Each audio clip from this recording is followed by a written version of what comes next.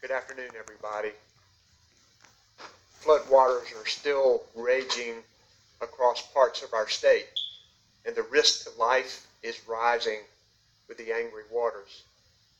Yesterday, I urged you to stay off the roads in most parts of the state, particularly south of Highway 64 and east of Highway 73-74. That warning still stands today, as the threat of flooded roads keeps spreading. We're working very hard to find routes to places that need help, and we don't need people out on the highway blocking those routes. This storm has never been more dangerous than it is right now for areas from Fayetteville and Lumberton across the Sandhills and southern Piedmont to our mountains. The Cape Fear, Lumber, Neuse, Yadkin, and portions of the Rocky River and South Fork of the Catawba River are still rising and not expected to crest until later today or tomorrow. As this storm continues to churn through North Carolina, it has dumped nearly 2 feet or more of rain in many places. The strongest storm bands are dumping 2 to 3 inches of rain per hour. That's enough to cause flooding in areas that have never flooded before until now. The risk is growing as well in the mountains, where rains could lead to dangerous landslides like earlier this year. Wherever you live in North Carolina, be alert for sudden flooding. Pay close attention to the weather warnings and be ready to head for safer ground if you're asked to evacuate. And that is going on now with some of our rivers. Never drive through flooded roads. Just a few inches of water can wash your car away. And that is already happening out there.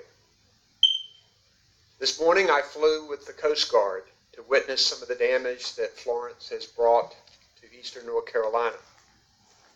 Coast Guard Vice Admiral Scott Bushman invited us, and we were joined by Secretary Jim Trogdon of the Department of Transportation, Secretary Eric Hooks, the Secretary of Crime Control and Public Safety, along with Brigadier General Todd Hunt, the North Carolina National Guard, and Albie Lewis, our Federal Coordinating Officer with FEMA. We were able to get into the air and see significant damage in eastern North Carolina. The weather prevented us from seeing everything because the storm is still with us. We were able to fly over Fayetteville and Lumberton, Hope Mills. We were able to see that the Cape Fear River water is well over its banks. And there is a lot of farmland underwater all over the southeastern part of the state. I'm concerned about the impact on crops and farms. We then headed over to Jacksonville and out over Emerald Isle and up the Crystal Coast. Weather prevented us from getting to Wilmington, but we were able to fly back up the Neuse River toward Newbern and saw the devastating impacts there. This treacherous storm officially has now claimed 10 lives. We mourn their loss, and our hearts go out to the victim's family. We are working now and doing everything we can to prevent more deaths. People can help us with that by using safety precautions and common sense. Swift water rescues are going on right now. More than 900 lives have been saved by first responders rescuing survivors from flood waters.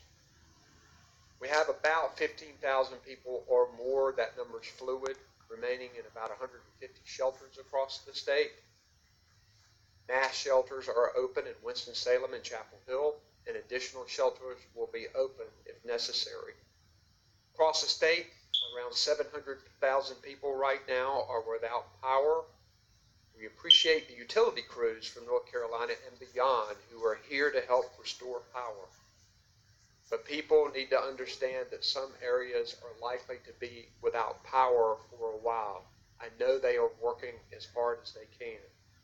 We're delivering food, water, and high water vehicles and other supplies and equipment to hard-hit areas just as quickly as we can. Last night we requested that several more counties be added to the federal disaster declaration that we received Friday for 8 of the counties. And we know we will be adding even more counties to that list in the coming days. I will say this to the people of North Carolina.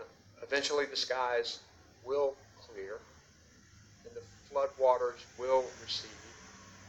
And when they do, we're ready to take on the challenge of rebuilding our communities.